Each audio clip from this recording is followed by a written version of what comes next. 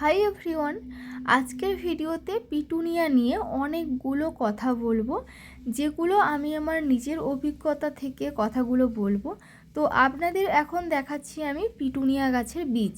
এই যে দেখতে পাচ্ছেন, মানে গোল করে ওপরে কিছুটা শঙ্কুর মতো দেখতে, এগুলো হচ্ছে পিটুনিয়া গাছের বীজ। কি হয়, যখন পিটুনিয়া গাছের একটা ফুল হয় এবং ফুলটা থেকে থেকে শুকিয়ে যায়, সেই শুকিয়ে যাওয়া ফুলটা যখন ধীরে ধীরে পড়ে যায়, সেখানেই কিন্তু বীজটা সেই জায়গাটা থেকে উৎপন্ন হয় এবং ওটা থাকতে থাকতে শুকিয়ে গিয়ে ফেটে যায় এবং একসময় ওখান থেকে ছোট ছোট কালো কালো বীজ বের হয়। এবার এই যে দেখতে পাচ্ছেন শঙ্কুর মতো অংশটা, এর মধ্যেই কিন্তু বীজ আছে। এবার এই কালো কালো যে বীজগুলো আপনারা সংগ্রহ করে রেখে দিতে পারেন, পরের বছর আপনারা ওই বীজগুলো ফেলে নতুন চারা গাছ তৈরি করতে পারেন। আর যদি চান যে আপনার বীজ দরকার নেই, প্রচুর পরিমাণে আপনার ফুল দরকার, তাহলে কিন্তু ওই যে ফুলগুলো শুকিয়ে যাবে ওটা ডাঁটি সহ পিঞ্চিং করে দিতে হবে, ফলে সেখান থেকে প্রচুর পরিমাণে নতুন কুঁড়ি বের হবে এবং ফুল হবে। তো এবার আসি, এই যে পিটুনিয়ার ফুলটা এর কালারটা দেখুন একদমই ফেড হয়ে গেছে।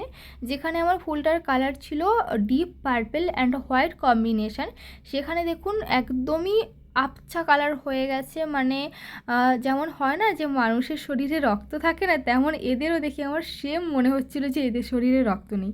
তো আমি দেখুন ফুলগুলোকে, মানে শুকিয়ে যাওয়া ফুলগুলোকে সমস্ত পিঞ্চিং করে দিচ্ছি।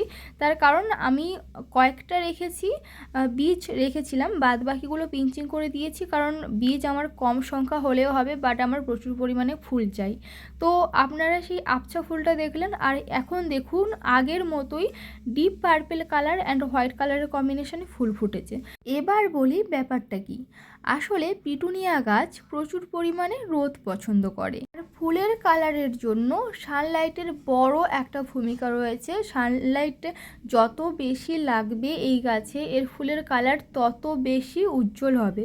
তো কি হয়েছিল, আমার হাজব্যান্ডের চাকরি সূত্রে যেহেতু বিভিন্ন জায়গায় আমাকে যেতে হয়, আমি কয়েকদিন করে বাড়িতে থাকি না, তাই আমি গাছগুলোকে ছায়ায় রেখে গিয়েছিলাম, আর যার কারণে রোদ পাইনি, তাই এরকম বাজে দেখতে একটা কালার হয়ে গিয়েছিল। তো আমি পরে ভাবছিলাম যে আর হয়তো ঠিকই হবে না, কিন্তু দেখলাম পরে আবার রোদে রেখে দিতে এর কালার আগের অবস্থায় ফিরে এসেছে। পরের দিকে দেখলাম যে ফুলটার 90% পার্পেল হয়েছে আর 10% রয়েছে হোয়াইট। এটা সিজন চেঞ্জের জন্য হচ্ছে। তো ভিডিওটা আপনাদের হেল্পফুল মনে হলে চ্যানেলটি সাবস্ক্রাইব করবেন। Thanks for watching, by.